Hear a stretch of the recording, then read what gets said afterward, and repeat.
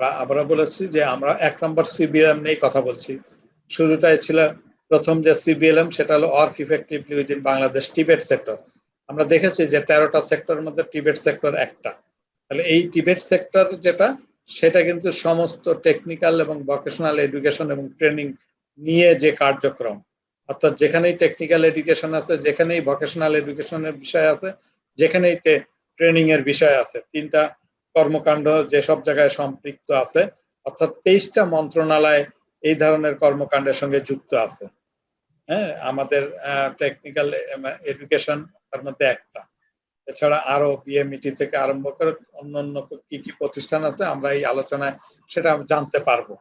তাহলে সোজা কথা একটা কথাই বুঝাচ্ছি যে টেকনিক্যাল এডুকেশন, ভোকেশনাল এডুকেশন এবং ট্রেনিং এটা রিলেটেড যে অ্যাক্টিভিটি সেইগুলো নিয়ে আমরা কাজ করবো। সেখানে যে কাজগুলো হয়ে থাকে সেই কাজগুলো যে ইফেক্টিভলি হলো কিনা, হচ্ছে কিনা সেটাই দেখবো। তবে সেটা বাংলাদেশের জুরিডিকশনে কি কাজ করা হচ্ছে সেটা দেখব।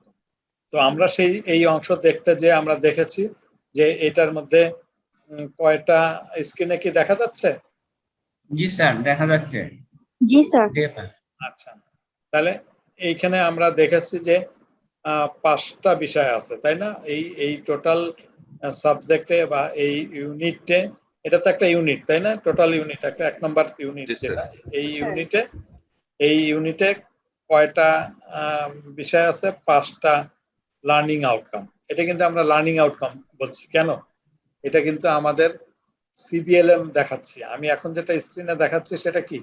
সিবিএলএম নিয়ে কথা বলছি। আমি যখন স্টাডি করাতে যাব তখন সিবিএলএম নিয়ে কথা বলবো। তবে প্রয়োজনে আমরা সিএস দেখতে চাইতে পারি, কারণ সিএস এর মধ্যেও সিএস এর থেকেই সিবিএলএমটা তৈরি, তাই না? সিএস হচ্ছে কম্পিটেন্সি স্ট্যান্ডার্ড, যেটা ইন্ডাস্ট্রিতে তৈরি করা হয় ইন্ডাস্ট্রির জন্য। তবে সেই সিএস এর কপিটা আমাদের বিটিভির ওয়েবসাইটেও আছে, সিবিএলএম এর কপিটাও আছে। মূলত পড়ানোর জন্য মেইনলি সিবিএলএমটা ইউজ করে, তবে সাপোর্টিং এ সিএস আমার থাকে। সিএস এ যেটাকে আমরা এলিমেন্টস বলছি, সিবিএলএম এ হুবহু সেই পয়েন্টটাকে নিয়ে আসছে, সেটাকে আমরা লার্নিং আউটকাম। সঠিক স্যার। এই কথাটা কি বুঝতে কারো অসুবিধা হচ্ছে কিনা একটু? না স্যার, ক্লিয়ার স্যার। সিএস এর যেটা এলিমেন্ট অফ ক্লিয়ার, ঠিক আছে। যে ক্লিয়ার না তার কাছে আমি জানতে চাচ্ছি।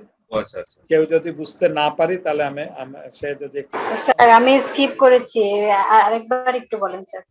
হ্যাঁ, আমরা প্রথম যে সিবিএলএম নিয়ে আলোচনা করছি সেই 12টার মধ্যে আমাদের প্রথম সিবিএলএম এর নামটা হচ্ছে work effectively within Bangladesh Tibet sector, 1 নম্বর সিবিএলএম।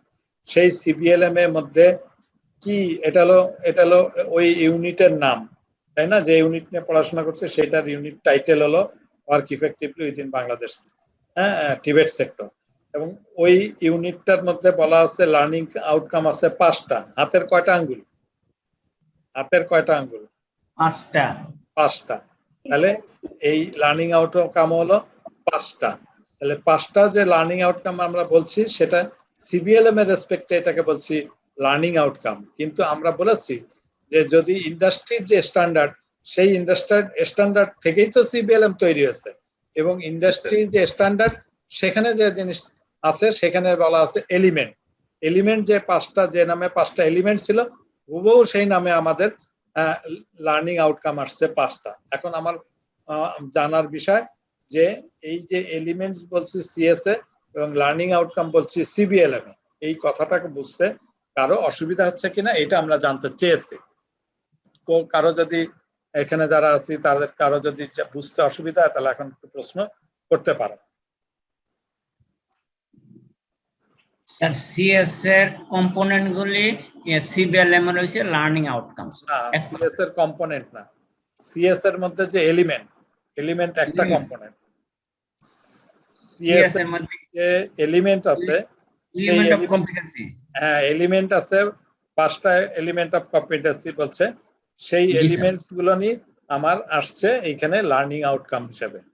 এই কথাটা বলেছে, এটা বুঝতে পারি না এরকম কেউ আছে কিনা? এই কথাটা বুঝি না এরকম কেউ কি আছে? বুঝছি স্যার। না, বুঝি নাই এরকম কেউ, কারণ খুব ইম্পর্টেন্ট কথা। আমরা আজকের যে তারিখ খাতা নিতে লিখতে বলছি, আজকের যে তারিখ দিব সেই তারিখে আমরা প্রথমে লিখে রাখতে পারি যে ইউনিটটা নিয়ে আলোচনা করছি সেটার নাম work effectively within Bangladesh Tibet sector, তার লার্নিং আউটকাম আছে 5টা, সেই 5টা এইটা। এই লার্নিং আউটকামের সঙ্গে আমরা তুলনা করতে পারি সিএস এর এলিমেন্টস এর সঙ্গে।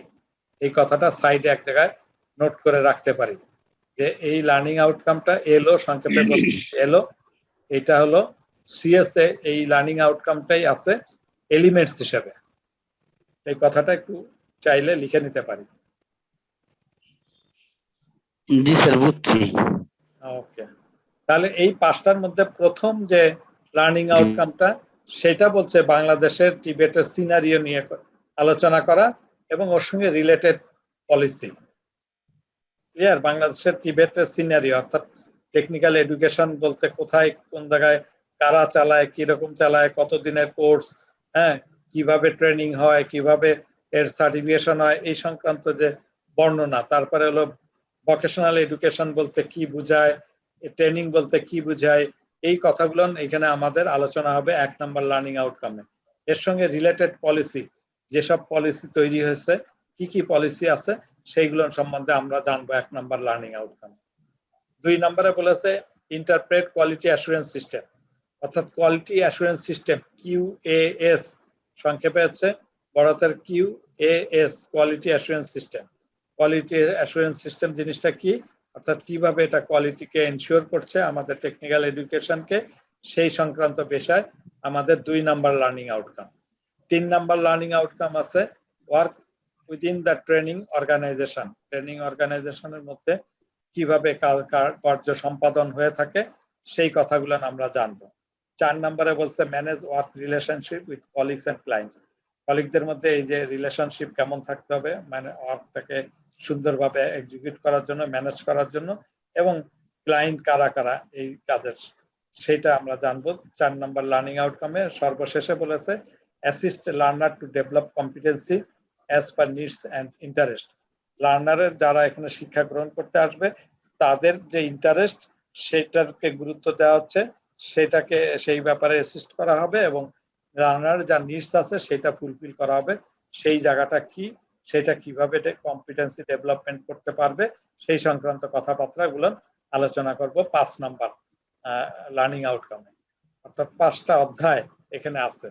তো প্রথম যে অধ্যায়টা সেটা নিয়ে আমরা গত ক্লাসে আলোচনা করেছি অল্প কিছু, অর্থাৎ টিবেট যে সিনারিও নিয়ে কথা বলেছি সেই জায়গাটা কিন্তু আমরা দেখেছি কি কি আছে আমরা বলেছি। এটা পেজ নাম্বার 7, এটা গত ক্লাসে মার্কিং করা আছে, আজকে আবার সেটা মার্কিং স্মরণ করায় দিলাম কারণ মাঝখানে কয়েকদিন গ্যাপ গেছে। এই যে 1 নাম্বার যে লার্নিং আউটকামটা সেটা তো আমরা টিবেটের টার্মোলজি নিয়ে কথা বলেছি, তাই না, এবং বিশেষ করে টিবেট টার্মোলজি নিয়েই কথাবার্তা বলেছি। এখন ওই যে 1 নম্বরের অংশে আরেকটু অংশ রয়ে গেছে, সেটা হলো টিবেট পলিসি। একটা টিবেট সিনারিও আর একটা হলো টিবেট পলিসি।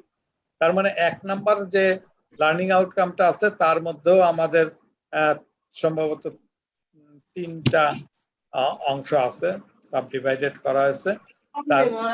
তার মধ্যে যেটা হলো যে প্রথম যে অংশটুকু সেটার মধ্যে আমরা টিবেট ওই টার্মোলজি নিয়ে কথা বলছি, এখন যেটা নিয়ে কথা বলছি সেটা হলো টিবেট পলিসি নিয়ে কথা বলছি। তো আমরা টিবেট পলিসির মধ্যে দেখাচ্ছি এখানে 4টা পয়েন্ট আছে ছোট ছোট, এগুলো জাস্ট আইডিয়া আমরা নিব, হ্যাঁ, অল্প কথা থেকে বোঝার চেষ্টা করব। Interpret Tibet chapter of national education policy, যেহেতু পলিসির কথা বলছে, প্রথম সারা বাংলাদেশ মিলে শিক্ষার একটা পলিসি আছে জাতীয়ভাবে, এটা অনেক বড়। তার মধ্যে একটা চ্যাপ্টার আছে শুধু টিবেট নিয়ে, সেখানে লেখা আছে টিবেট সংক্রান্ত বিষয় এখানে বলা আছে। হ্যাঁ, তাহলে ন্যাশনাল এডুকেশন পলিসির মধ্যে একটা অংশ আছে টিবেট চ্যাপ্টার, সেটা আমরা দেখব। Familiar with apprenticeship act, Tibet and skill development, হ্যাঁ, লেজিসলেশন। আমরা অ্যাপ্রেন্টিসশিপ যে জিনিসটা কি সেটা সম্বন্ধে একটু পরিচিত হব, টিবেট এবং স্কিল ডেভেলপমেন্ট লজিস্টিক্স এর বিষয় আছে, সেটা নিয়ে আমরা একটু দেখব, মানে এখানে আলোচনায় দেখব। Comprehend national technical and vocational qualification framework, এই 3 নম্বরে এইটা হলো সবচেয়ে ইম্পর্টেন্ট। অর্থাৎ এখানে যেটা আমরা যদি মেনশন করতে চাই সেখানে আমি একটু বলবো যে একটা একটা অংশ এখানে একটু মার্ক করছি, এই ইকুইটি পলিসিটা একটু এখানে বিশেষ করে লক্ষ্য করার বিষয় আছে। অ্যাপ্রেন্টিসশিপ অ্যাক্ট, এটা একটু বিষয়টা বোঝার বিষয় আছে। আর এই এনটিভিকিউএফ লেভেল অ্যান্ড এর ডেসক্রিপ্টর, এই যে তিনটা জায়গা আমরা দেখালাম, এবং আরপিএল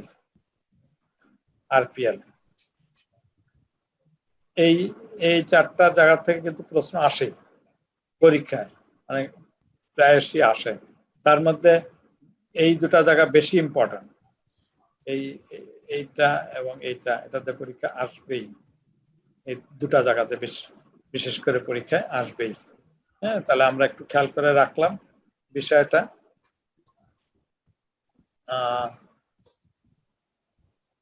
আচ্ছা, তাহলে এটা গেল। আমরা এখন এই পরের লাইন, এটা পেজ নাম্বার 26, একটু মার্ক করে রাখতে পারি। আমরা যেটা দেখাচ্ছি যে সিবিএলএমটা, এটা পেজ নাম্বার 26। আমরা একটু 26 আমি সিবিএলএম এর যাব ফাঁকে। তো এখানে ওই যে ন্যাশনাল এডুকেশন পলিসি চ্যাপ্টার, যেটা টিবেট চ্যাপ্টার আছে, সেখানে অল্প একটু জাস্ট একটু কনসেপশন নিলেই চলবে, এটা এমন বেশি কিছু না। এখানে যে কথাগুলো মেনশন করেছে সেটা আমরা একটু দেখতে পারি। To increase competent man power in diverse sectors including information and communication technology at a fast pace, keeping in mind the national and international demand. মানে জাতীয়ভাবে এবং আন্তর্জাতিকভাবে আমাদের যে মানে শিক্ষার ক্ষেত্রে সবচেয়ে বড় বিষয়টা যে চাহিদা, সেটা কি, যে আইসিটির উপরে আমাদের একটা ধারণা পাওয়া। সেই আইসিটিটাকে কম্পালসারি করে এডুকেশনের মধ্যে ইনকর্পোরেট করা হয়েছে, এবং এইটা করার বিষয়টাও এখানে রয়ে গেছে। সেই আলোকে কিন্তু তা করা হয়েছে। 2 নম্বরে যে বলছে to build up skilled man power at a fast pace to create opportunities of economic development and to increase dignity of labor. বলা হয়েছে যে আমাদের মানে অর্থনৈতিক বা সুযোগের ক্ষেত্রে, ইকোনমিক্যাল যে অপরচুনিটি, সুযোগ, সেই সুযোগটা তৈরি করার ক্ষেত্রে আমাদের স্কিল ম্যান পাওয়ার, বেশি স্কিল ম্যান পাওয়ার তৈরি করতে হবে, এটা মুখ্য বিষয়। এবং শ্রমের যে মর্যাদা, সেই মর্যাদাটা বৃদ্ধি করা, সেই জায়গায় এটা গুরুত্ব দিয়েছে, এইখানে এই পয়েন্টে রেখেছে। এবং তৃতীয় যে পয়েন্টটা বলেছে to create wide ranging employment opportunity through export of skill man power and to enhance foreign currency earning. আমাদের যে এক্সপোর্ট করা মানে স্কিল ম্যান পাওয়ার যদি আমি বিদেশে এক্সপোর্ট করতে পারি, তা দ্বারা কিন্তু আমার ফরেন কারেন্সি আর্ন হচ্ছে। আমরা নিশ্চয়ই দেখেছি যে দিনকে দিন বাংলাদেশে কিন্তু এখন ফরেন কারেন্সি অনেক বেশি বেড়ে গেছে। তাহলে এই যে ম্যান পাওয়ার যদি আমরা এক্সপোর্ট করতে সক্ষম না হতাম, এবং এটা যদি আমরা না দেখতাম, তাহলে কিন্তু আমাদের জন্য এই সুযোগটা আসতো না।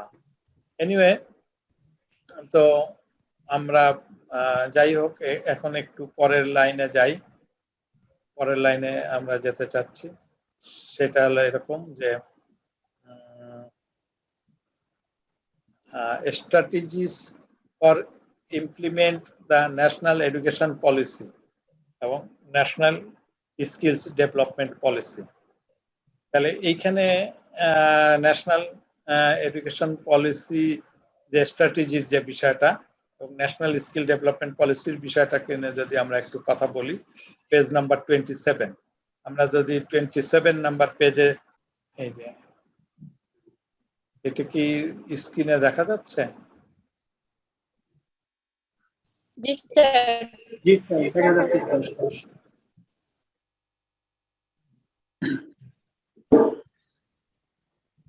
আচ্ছা, কত নাম্বার জানি বললো? 27 নাম্বার পেজ। 27, আমি এখান থেকে 27 নাম্বার পেজে চলে যাচ্ছি।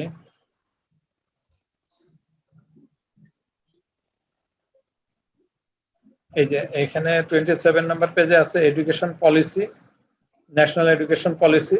এর যে স্ট্র্যাটেজির কথা বলেছে, some of the important strategy of টিবেট ইন ন্যাশনাল এডুকেশন পলিসি, সেখানে প্রি ভোকেশনাল অ্যান্ড ইনফরমেশন ওই যে communication technology education will be introduced in every stream of primary education to create skilled manpower। এই একই কথা আমরা যেটা বলছি যে আইসিটি কে গুরুত্ব দিয়েছে, হ্যাঁ, প্রি ভোকেশনাল এবং আইসিটি কে গুরুত্ব দিচ্ছে সমস্ত এডুকেশন, মানে প্রাইমারি এডুকেশনে প্রি ভোকেশনাল এবং আইসিটি দুটোকে গুরুত্ব দিয়েছে, দেওয়ার কথা বলেছে। এখানে কয়েকটা পয়েন্টই আছে। Student having technical diploma will be eligible for admission in bachelor program of defined and relevant course such as engineering, textile, agriculture। অর্থাৎ যারা ডিপ্লোমা ইঞ্জিনিয়ারিং পাস করবে তাদের ক্ষেত্রে ব্যাচেলার কোর্সে অ্যাডমিশন নেওয়ার ক্ষেত্রে সুবিধা প্রদান করতে হবে। The vocational and technical education institute teachers student ratio will be 1:12। এবং এই যে টিবেট সেক্টরে আসলে 1:12 যদি আমাদের রেশিও হয়ে থাকে, তো টিচার স্টুডেন্ট রেশিও, সেখানে কোয়ালিটি এডুকেশন আসবে। এইভাবে বেশ কয়েকটা পয়েন্ট এখানে লিখেছে, জাস্ট সুযোগ পেলে একবার একটু রিড আউট করে নিব আমরা। এখানে আমরা বেশি সময় দিতে চাই না, যার জানার কিউরিওসিটি সে একটু দেখবে। স্যার প্রি ভোকেশনাল মধ্যে স্যার কারা কারা করবে স্যার? প্রি ভোকেশনাল বলতে ভোকেশনাল কোর্সে ঢুকছে কারা, কোন ক্লাস থেকে? 8 এর থেকে। তাহলে 8 এর নিচে যেটা আছে 6, 7 এই পর্যন্ত, মানে দ্যাট ইজ 5, 6, 7, হ্যাঁ, এইসব জায়গায় মূলত ওই কোর্সগুলো ঢুকাচ্ছে। প্রত্যেকটা সাবজেক্ট মানে ক্লাস 6-এ, বিশেষ করে ক্লাস 6-এ, ক্লাস 7-এ, এই দুই জায়গায় সমস্ত মানে সব মানে কি বলবো, সব জায়গায় একটা মিনিমাম সাবজেক্ট তারা রেখেছে, টেকনিক্যাল এডুকেশন সাবজেক্ট। এটা আগে ছিল না, এখন এটা অনেকটা বাধ্যতামূলক তাদেরকে ওই সাবজেক্টগুলো পড়ার ব্যাপারে ইনসিস্ট করছে, যাতে টেকনিক্যাল সাবজেক্ট সম্বন্ধে ধারণা পায়, ইনসিস্টেড হয়, পরবর্তীতে ভোকেশনাল কোর্সে দিকে আগ্রহ তৈরি হয়। হ্যাঁ, এইভাবে কোর্সের মধ্যে এটা কিন্তু অ্যাডাপ্ট হচ্ছে। বোঝা গেছে কথাটা? 6-7। এরপর আমরা মেইন যে জায়গাটা অ্যাড্রেস করবো সেটা হলো ন্যাশনাল স্কিল ডেভেলপমেন্ট পলিসি। এইটা আমাদের একটু কিন্তু ভালো করে বুঝতে হবে। এই জায়গাটা থেকে আমাদের কোন জায়গায় প্রশ্ন আসবে সেটা আমরা বলবো, তবে তার আগে একটু কনসেপশন নিতেই পারি, অল্প একটু পড়ি। যা ন্যাশনাল স্কিল ডেভেলপমেন্ট পলিসি যে comprehensive policy for guiding the skill development strategy of both public and private sector and facilitate improved coordination of all parties involved in the education and training in Bangladesh। বাংলাদেশের শিক্ষা ব্যবস্থা যে বিষয় মানে এখানে involve আছে যারা, প্রত্যেকটা জায়গায় এটাকে এই সেক্টর গুরুত্ব দেওয়া হয়েছে। This policy provides the vision and direction for skill development, setting out the major community and key reforms that government is implementing in partnership with the industry, workers and civil society। হ্যাঁ, তাহলে এই যে major community যারা, সেই major কমিউনিটির উপরে তাদের সঙ্গে সরকারের যে পার্টনারশিপ, তারা সেটা গড়ে তুলতে হবে। সেটা ইন্ডাস্ট্রি হতে পারে, ওয়ার্কারের সঙ্গে এবং সিভিল সোসাইটির উপরে। The policy extends and builds on other major government policies such as education policy of 2009। তাহলে এই যে এডুকেশন পলিসি গড়ে উঠছে সেটা 2009-তে, এবং সেই এডুকেশন পলিসিতে ওই সব কথাগুলো ইনক্লুড করেছে। আমরা একটু আগে দেখেছি যে ন্যাশনাল এডুকেশন পলিসি, সেখানে কিন্তু কি কি পয়েন্টগুলো, কোন কোন স্ট্র্যাটেজিগুলো সংযুক্ত করেছে সেটা কিন্তু আমরা দেখেছি। এর বাইরেও বলছে নন ফর্মাল এডুকেশন পলিসি 2006-তে যে নন ফর্মাল এডুকেশন পলিসি তৈরি করা হয়েছে, ইয়ুথ পলিসি তৈরি করা হয়েছে 2003, ন্যাশনাল ট্রেনিং পলিসি হয়েছে 2008, and NSDC national skill development council action plan 2008, এই অ্যাকশন প্ল্যান তৈরি করেছে 2008-এ। এই কথাগুলো আমরা জানলাম যে ওইখানে গ্রাজুয়ালি আসছে, এটাকে গুরুত্ব দেওয়ার ক্ষেত্রে গ্রাজুয়ালি। ফাইনালি যেটা বলছে যে আমাদের skill development policy was approved by the cabinet in January 2012. কোনটা? টিবেটের উপরে যে পলিসি, সেই পলিসিটা আমাদের পাস করেছে মানে আমাদের যে ক্যাবিনেট, সেটা হলো 2012-তে। তার মানে ন্যাশনাল স্কিল ডেভেলপমেন্ট যে পলিসি, সেটা 2012-তে পাস করা হয়েছে। এবং Tibet sector of Bangladesh is now undergoing major reform in terms of skill development, Tibet policies, credentialing, industry linkage under competency-based training and assessment system. Tibet reform agenda includes some multiple interrelated output as. তাহলে আমরা যখন দেখলাম যে ওই policy তৈরি করেছে, সেই policy রেসপেক্টে যে রিফর্ম তৈরি করা, রিফর্ম হয়েছে টিবেট রিফর্ম, মানে টিবেটের আগে যে অবস্থান ছিল তার থেকে রিফর্ম করেছে। সেইখানে যে বিষয়গুলো ছিল, সেখানে modified Tibet legislation, national skill development policy ইত্যাদি এইসব কথাগুলো লিখেছে। ভোকেশনাল কোয়ালিফিকেশন ফ্রেমওয়ার্ক আসছে, Tibet quality assurance, Tibet data system, RPL নিয়ে কথা বলেছে, model of competency standard development and new demand driven course, new training program and Tibet teachers ইত্যাদি। তো আমরা এই জায়গাটায় এটুকু রাখছি, এটুকু কথা বললাম। আমরা আবারও ব্যাক করি আমাদের যে ইয়াটা, সেখানে প্রেজেন্টেশনে আসলে আমরা আবার ওটা বুঝতে পারবো, আশা করি সমস্যা হবে না। আমরা ওটু আলোচনা করার মূল কারণ হচ্ছে যে ওইখানে হয়তো ওই পাওয়ার পয়েন্টে আমরা এত কথা বলি নাই, ডিটেলস কথাটা বলি নাই, এখন হয়তো বলছি। এই যে strategies for implementation of national education policy, ওই 27 নম্বর পেজে যে আমরা দেখেছি যে ন্যাশনাল এডুকেশন পলিসির মধ্যে অনেকগুলো পয়েন্ট মেনশন করেছে, এবং তার সঙ্গে আমরা দেখলাম ন্যাশনাল স্কিল ডেভেলপমেন্ট পলিসি। সেই ন্যাশনাল স্কিল ডেভেলপমেন্ট পলিসিতে এখানে যে কথাটা এখন বলছে, মেইনলি যে কথাটা বলছে, ওই যেটুকু বলে আসছি, তারপরে কথাটা যে policy address and number of strategy area for skill development including. তাহলে পরীক্ষায় আসার মতন এই জায়গাটায় পরীক্ষায় আসে যে ন্যাশনাল পলিসি অ্যাড্রেস কি বিষয় নিয়ে অ্যাড্রেস করছে, কোন জিনিসগুলো অ্যাড্রেস করেছে, এরকম কথা অনেক সময় পরীক্ষায় আসে। সুতরাং এই কথাটা একটু মার্ক করে রাখি খাতায়, যে অ্যাড্রেস পলিসি অথবা ইস্যু নিয়ে যদি কোনো প্রশ্ন করে, national skill development policy address অথবা ন্যাশনাল ডেভেলপমেন্ট পলিসি ইস্যু, তাহলে আমরা এই পয়েন্টগুলো লিখবো। এইটা কত নাম্বার পেজে আছে? এটা পেজ নাম্বার হলো মেনশন,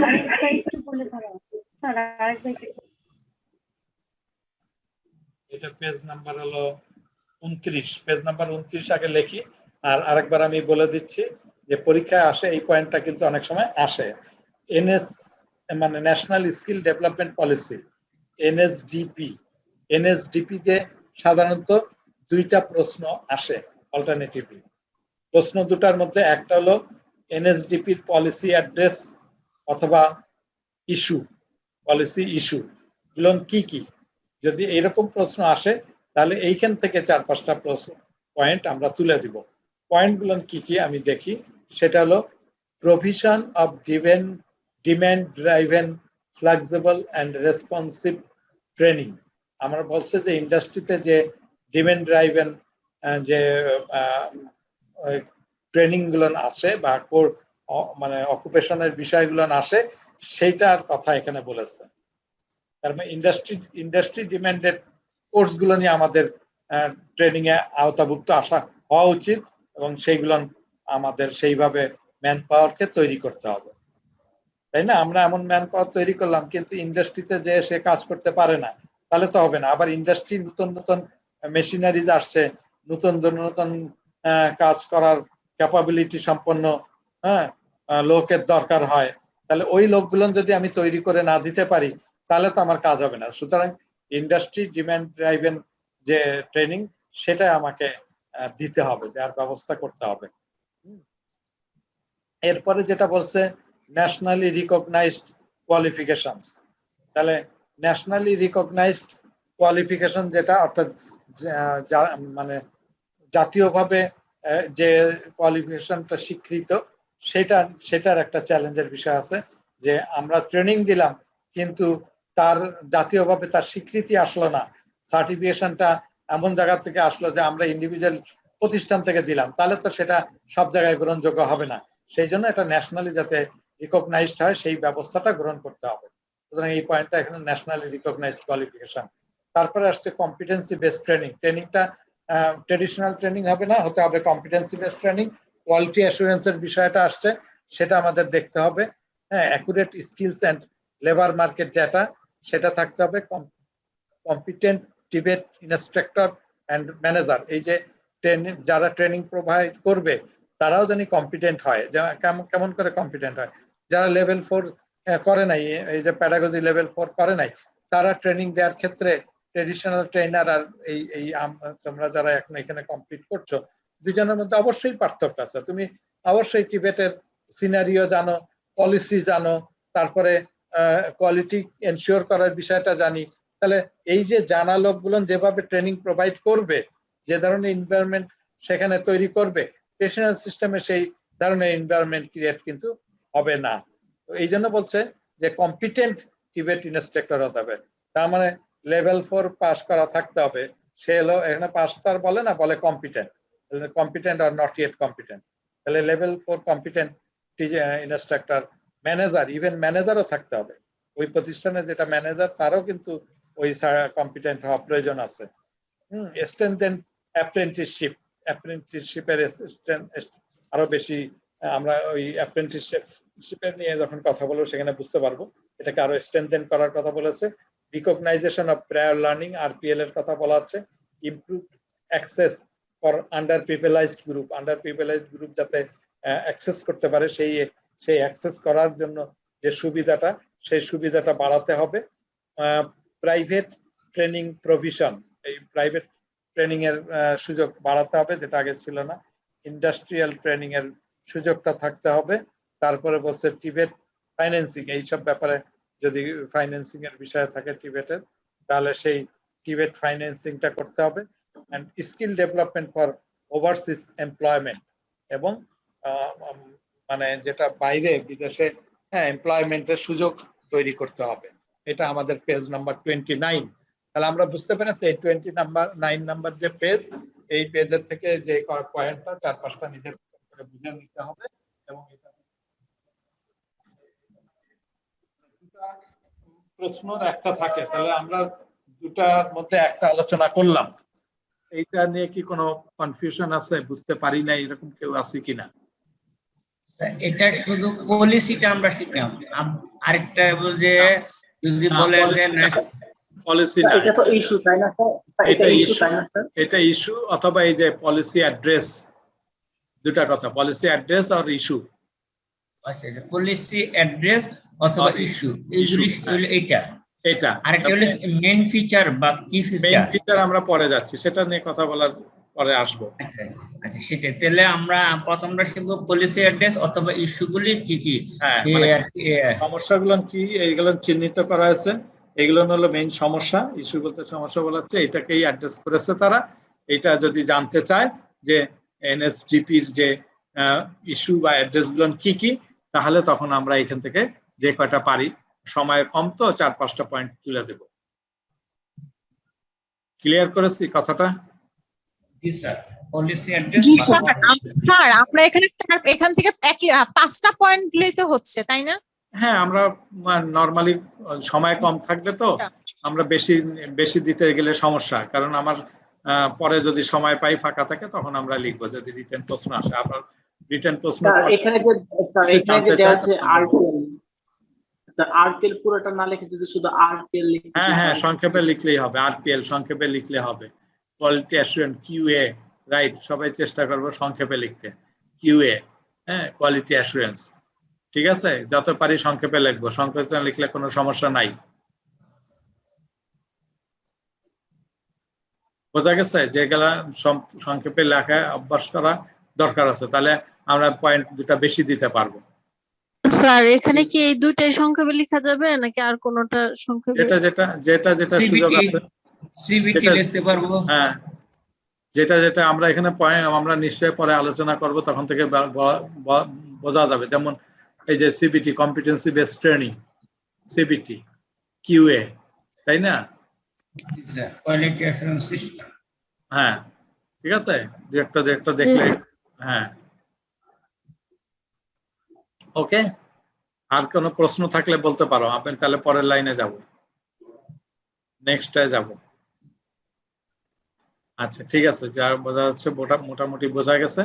দ্বিতীয় পয়েন্ট, মানে যেগুলো খুব ইম্পর্টেন্ট, রিমেম্বার ইট, আবারও বলছি, পরীক্ষায় যেগুলো এসেই থাকে, এই দুটা পয়েন্ট, এবং দুটা কিন্তু দুই জিনিস ঠিক কাছাকাছি, অনেকটা শব্দ কিন্তু কাছাকাছি, দেখলে বোঝা যাবে। নিজের মতন করে পরে ভেবে চিন্তা করে উত্তরগুলো লেখার জন্য চেষ্টা করতে হবে। Main features of the national skill development policy, এই যে আর একটা পয়েন্ট। তাহলে এখানে দেখা যাচ্ছে যে আমি যদি এই যে national training and vocational qualification framework, একজনে কিন্তু লিখেছো ন্যাশনাল ট্রেনিং, লিখেছো, নো ট্রেনিং না, national technical and vocational qualification framework. আবার বলি, একটা স্যার এখানে তো কোয়ালিফিকেশন আছে, কিন্তু কোয়ালিফিকেশনস হবে না? হ্যাঁ, কোয়ালিফিকেশন হবে, অসুবিধা নেই, কোয়ালিফিকেশন দিতে চলবে, একাধিক কোয়ালিফিকেশন, সুতরাং লিখলে কোনো সমস্যা হবে না, ঠিক আছে? কোয়ালিফিকেশন, টোটাল কোয়ালিফিকেশন ফ্রেমওয়ার্ক চলবে। তাহলে ন্যাশনাল একটা হলো ন্যাশনাল কোয়ালিফিকেশন, একটা হলো টেকনিক্যাল কোয়ালিফিকেশন, আর একটা হলো ভোকেশনাল কোয়ালিফিকেশন। আমরা ফ্রেমওয়ার্কটা আছে পরবর্তীতে ওই ফ্রেমওয়ার্কের মধ্যে এই কথাটা বলবো। পেজ নাম্বার হলো 31, ঠিক আছে, 31 নম্বর পেজ। তাহলে আমি সংক্ষেপে NTPQF লিখে ফেলবো, তাহলে আর ওই স্ট্রেস নিয়ে ঝামেলা করতে হবে না। তারপরে যে competency based training and assessment, তাহলে এটাও আমি সংক্ষেপে লিখতে পারি CBT and A। যে কোয়ালিটি অ্যাসুরেন্স সিস্টেম QAS, ওখানে বলছি কোয়ালিটি অ্যাসুরেন্স, আর এখানে বলছি কোয়ালিটি অ্যাসুরেন্স সিস্টেম। তারপরে strengthen role of industry sectors in skill development করার ক্ষেত্রে ইন্ডাস্ট্রি সেক্টরের রোলগুলোকে আরো বৃদ্ধি ঘটাতে হবে, তারা জানি আরো বড় ভূমিকা নেয়। তারপরে competent and certified instructors and trainers, এখানে কম্পিটেন্ট এবং সার্টিফাইড ইনস্ট্রাক্টর এবং ট্রেনার লাগবে তৈরি করার উদ্দেশ্য। Effective and flexible institutional management, institute জানি সেই রকম ভাবে ম্যানেজমেন্টটা করে যাতে ফ্লেক্সিবল হয় এবং ইফেক্টিভ হয়। স্ট্রেনথেন অ্যাপ্রেন্টিসশিপ, তারপরে আসছে RPL, recognised prior learning, access for underprivileged groups, accurate labour market information. তাহলে এতগুলো পয়েন্ট আমাদের কিন্তু রয়েছে মেইন ফিচারে, অর্থাৎ এই যে পলিসিতে আমার যে কাজগুলো আছে, সম্পূর্ণ কাজই সম্পন্ন করতে পারলে আমাদের দেশের স্কিলটাকে গুরুত্ব দেওয়া হবে এবং কোয়ালিটি ম্যানপাওয়ার তৈরি করা সম্ভব হবে, এবং যার ফলে আমরা ওই যে বিদেশে লোকগুলোকে স্কিল ম্যানপাওয়ার পাঠালে আমার ফরেন কারেন্সি আর্ন যেমন হবে, তেমনি ভাবে এখন যেমন সরকার কিন্তু বলছে মুখে যে মেড ইন বাংলাদেশ, এই যে মেড ইন বাংলাদেশ এই জায়গাটা কিন্তু স্ট্যান্ড করাইতে গেলে, স্টাবলিশড করতে গেলেই কিন্তু আমার এই কোয়ালিটিটাকে এনশিওর করতে হবে। যতদিন পর্যন্ত আমি কোয়ালিটি এনশিওর করতে পারবো না, ততদিন কিন্তু এই মেড ইন বাংলাদেশ যাওয়াটা বেশ কঠিন, কষ্টসাধ্য হয়ে দাঁড়াবে। সো এই জায়গার উপর কিন্তু সরকার অসম্ভবভাবে গুরুত্ব দিচ্ছে। তাহলে আমরা বুঝতে পেরেছি যে এই কাজগুলো কি বোঝা গেছে। তার মানে NTPQF ফ্রেমওয়ার্ক তাকে তৈরি করতে হবে, মেইন ফিচার মানে কাজ কি, পলিসিতে বলছে এই কোয়ালিটি ফ্রেমওয়ার্ক একটা অলরেডি তৈরি করা হয়েছে।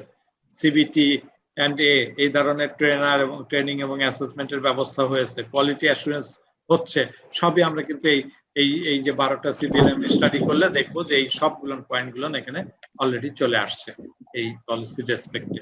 স্যার আমার একটা প্রশ্ন ছিল। হ্যাঁ স্যার, কোয়ালিটি অ্যাসুরেন্স সিস্টেমটা একটু বুঝিয়ে বললে, ব্যাখ্যা করলে ভালো হয়। হ্যাঁ, কোয়ালিটি অ্যাসুরেন্স সিস্টেম নিয়ে আমরা পরে একটু কথা বলবো। আমাদের এর পরে যে লার্নিং আউটকামটা, দ্বিতীয় যে লার্নিং আউটকাম, সেটার মধ্যে কোয়ালিটি অ্যাসুরেন্স সিস্টেম বা কোয়ালিটি অ্যাসুরেন্স সিস্টেমে কথাগুলো বলবে। মূলত কোয়ালিটি অ্যাসুরেন্স সিস্টেমে বলা হচ্ছে যে আমাদের দেশে কোয়ালিটিকে এনশিওর করার জন্য এরকম একটা সিস্টেম ডেভেলপ হয়েছে, যে সিস্টেমের মাধ্যমে কোয়ালিটি একটা ম্যানুয়াল তৈরি করা হয়েছে। হ্যাঁ, সেই ম্যানুয়ালের মধ্যে বলা আছে যে কিভাবে আমাদের ইনস্টিটিউটগুলো রেজিস্টার্ড হবে, হ্যাঁ, কিভাবে আমাদের কোর্সগুলো আমাদের ঠিক আছে কোর্সগুলো অ্যাক্রিডিয়েটেড হবে, কিভাবে আমাদের ট্রেনিং সেন্টারগুলো তৈরি হবে এবং তা অ্যাক্রিডিয়েটেড হবে। এর সমস্ত কথাগুলো বলা আছে যাতে করে ওই এনভায়রনমেন্ট ক্রিয়েট হয় যেখানে আমাদের কোয়ালিটি ট্রেনিং হতে পারে এবং তার অ্যাসেসমেন্টটা প্রপারলি হতে পারে এবং ইন্ডাস্ট্রির লোক কারা এসে এই অ্যাসেসমেন্ট গুলো করবে, সব কথাগুলো আমাদের ওই ম্যানুয়ালেও আছে। কোয়ালিটি যে অ্যাক্রিডিয়েশন, কোর্স অ্যাক্রিডিয়েশন, সেগুলোর মধ্যে আছে। সেগুলো সবগুলো কথা বর্ণনা করবে কোয়ালিটি অ্যাসুরেন্স সিস্টেমে। আমরা পরবর্তী যে একটা সেশন পাবো সেখানে এটা নিয়ে ডিটেলস আলোচনা করব।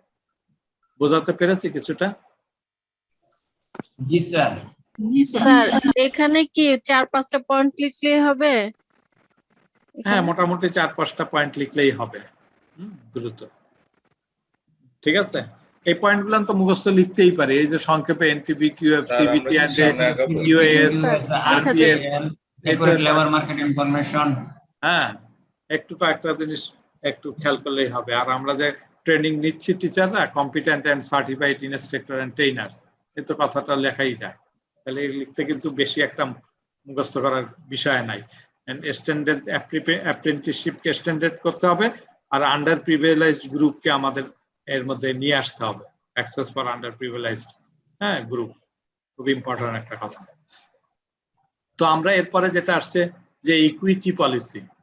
ইকুইটি পলিসি আর ইকুয়ালিটি পলিসি, দুটা ইকুয়াল আর ইকুইটি পলিসির মধ্যে কিন্তু পার্থক্য আছে, তাই না? কি ইকুইটি এবং ইকুয়ালিটি, আমরা এই কথাটা দুটার মধ্যে পার্থক্য আমরা বুঝবো।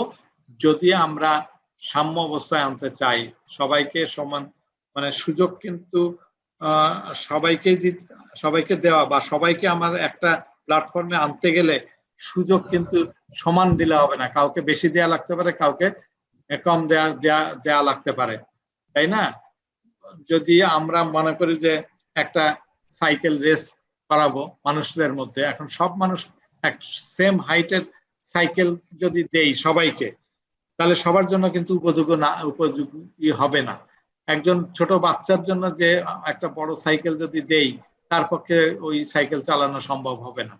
হ্যাঁ, আবার যদি একজন মেয়েকে একটা পুরুষদের যেরকম সাইকেল সেই রকম দেই, তাহলেও তার জন্য এটা সুইটেবল হলো না। একজন ডিসেবল পিপলকে যদি ওরকম একটা সাইকেল দেই, হ্যাঁ, তাহলেও কাজ হবে না। তার মানে সবাইকে একই রকম সাইকেল দেয়া যাবে, দিলে সেটা হয়তো ইকুয়াল হতো, ইকুয়ালিটি হতো, কিন্তু ইকুয়ালিটি না, লাগবে আমার ইকুইটি। যার যেরকম দরকার তাকে সেই রকম সুযোগ দিলে পরে সে কাজ করতে পারবে। একটা মানুষের টাকা পয়সা নাই, তাকে পড়ার সুযোগ দিতে গেলে বিনা পয়সায় দিতে হবে। আরেকজনের অনেক টাকা আছে, তার জন্য কিন্তু পড়াশোনা করতে টাকার বাঁধবে না, তাকে না দিলেও চলবে, কথার কথা। আবার একজন ডিসেবল পিপল, তাকে ওইখানে ঢুকতে গেলে তার জন্য র্যাম্প তৈরি না করলে সে তো প্রতিষ্ঠানে ঢুকতেই পারবে না।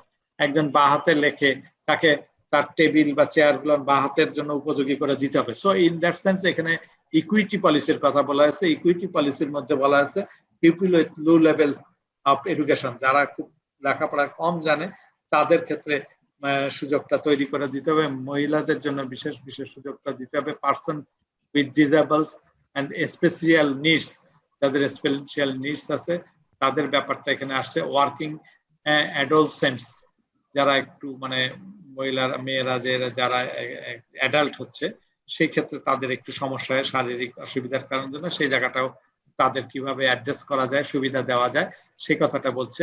People of less developed areas, যেসব জায়গায় কম উন্নত, সেই জায়গার পিপল মানে পাহাড়ি এলাকার অন্যান্য জায়গার যে এরা আছে, মানুষগুলো আছে, সে তাদের কথা আসছে। And people with rural communities, গ্রামে যারা বাস করে তাদের বিষয়টাকে, তাদের এইসব মানুষগুলোকে যদি বেশি সুবিধা দেওয়া হয়, হ্যাঁ, তাদের অন্যদের তুলনায় এদের সুবিধা বেশি দিলে তাহলে আমাদের ইকুয়াল অবস্থানে আসবে। এরা ইকুইটি পলিসির আওতায় আসে। সাধারণত এই যে 6টা গ্রুপ বলা হচ্ছে, আর এর বাইরে আরো 2-4টা আসবে, আমরা পরবর্তীতে দেখব এরকম গ্রুপ নিয়ে কথা আসছে। স্যার, এটা পেজ নাম্বার 71। হ্যাঁ, বলো স্যার। 4 নম্বর পয়েন্টটা ওয়ার্কিং অ্যাডোলেসেন্টস, এটা যদি আরেকবার। অ্যাডোলেসেন্স বলতে মেইনলি বোঝাচ্ছে যে যেসব মেয়েরা একটু মানে যারা কেবল কি বলে অ্যাডাল্ট হচ্ছে, অ্যাডাল্ট মেয়েদের ক্ষেত্রে কিছু শারীরিক সমস্যা তৈরি হয়, তখন অনেকে এই স্কুল কলেজ থেকে সরে যেতে চায়, আসতে চায় না। হ্যাঁ, সেই জায়গাটায় তাদেরকে একটু কিভাবে তাদের সুবিধা দিলে তারা আসতে পারে, হ্যাঁ, বা তাদেরকে নিয়ে কাজ করার ব্যাপারে একটু মানে আইসোলেটলি কিভাবে কাজ করা যায়, এই ধরনের কিছু ব্যবস্থা আছে। বেশ কিছু এনজিও এগুলো এই ধরনের বেশ কর্মকাণ্ড করে থাকে, তাদেরকে উৎসাহিত করে, তারা ওই মেয়েদেরকে মানে বোঝানোর চেষ্টা করে যে না, তাদের নিজেকে প্রোটেকশন দিয়ে কিভাবে চলতে হবে সেই জিনিসটা কথা এখানে বলেছে। ঠিক আছে, বোঝা গেছে? থ্যাংক ইউ স্যার, আমার নেট প্রবলেম ছিল তো ওই জন্য বুঝিনি। Thank you so much. Okay, তাহলে আমরা সামনে আগাই। এই যে আমরা এখানে একটা ছবি, পেজ নাম্বার ঠিক আছে 71 পেজে তো কিন্তু পাচ্ছি না স্যার। স্যার সিবিএলএম এ হচ্ছে 31 স্যার, আপনার প্রেজেন্টেশনে 71 স্যার। আচ্ছা আচ্ছা, 32 আমরা বলেছি অ্যাপ্রেন্টিসশিপ এক। আচ্ছা আচ্ছা আচ্ছা, পেজ নাম্বারে ঠিক নাই না, 31 হবে, তাহলে হতে পারে এটা জি স্যার 31 স্যার। ঠিক আছে, ওটা একটু কারেকশন করে নেই, 31 হবে মেবি, এটা তাহলে 31 ই হবে। আমি এখন কারেকশন করে দিই, 71 না 31 হবে, 71 এর জায়গায়। হ্যাঁ 31, ওকে ওকে, আমরা 31 করে দিলাম। জি পেয়েছি, থ্যাংক ইউ। ওকে, তাহলে আমরা একটা ছবি এখানে দেখা যাচ্ছে, কিন্তু এই ছবিতে কিন্তু বোঝা যাচ্ছে যে আমি যদি সেম হাইটের একটা টেবিল দেই, সবাইকে টুল দেই, তো একজন ছেলে যে লম্বা, সে ওই ওয়াল থেকে দূরে খেলা দেখতে পাচ্ছে যেভাবে, এ যে একটা হাইট আরো ছোট, সেও দেখতে পাচ্ছে কোনো রকমে ওয়ালটা ধরে, যে একেবারে ছোট তার পক্ষে তো দেখাই সম্ভব হচ্ছে না। তাহলে এই 3 হাইটের মানুষকে যদি সেম হাইটের টুল দেওয়া হয়, তাহলে এটা উপযোগী হলো না খেলা দেখার জন্য সবাই। অথচ যদি এইরকম ব্যবস্থা করতো যে অনেক লম্বা, সে তো ওখান থেকে দেখতেই পাচ্ছে, তার কোনো এই টুলের প্রয়োজনই নাই। যে বেবিটা আর একটু মাঝামাঝি, তার জন্য একটা টুল দিয়েছে, সে এখানে দেখতে পাচ্ছে। আর যে বাচ্চাটা ছোট, সেটাকে দেখা যাচ্ছে অনেক বেশি হাইটের আমরা টুল দেওয়াতে বা 2টা টুল দেওয়াতে সে কিন্তু ইজিলি এখন দেখতে পাচ্ছে।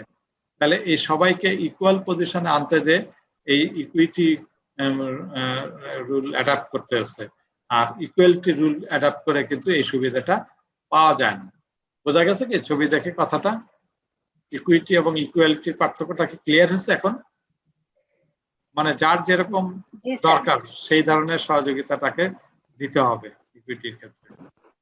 জি স্যার, বুঝছি। আমরা 32 নম্বর পেজ যেটা এখন দেখব, সে 32 নম্বর পেজে যদি যাই, দ্য লেংথ অফ ট্রেনিং, এই যে অ্যাপ্রেন্টিসশিপ অ্যাক্ট বলা হচ্ছে, যে এই 32 নম্বর পেজটা আমরা একটু মার্ক করে রাখি, যে অ্যাপ্রেন্টিসশিপ অ্যাক্ট অনেক সময় আসে, অ্যাপ্রেন্টিসশিপ অ্যাক্ট বলতে কি বুঝি।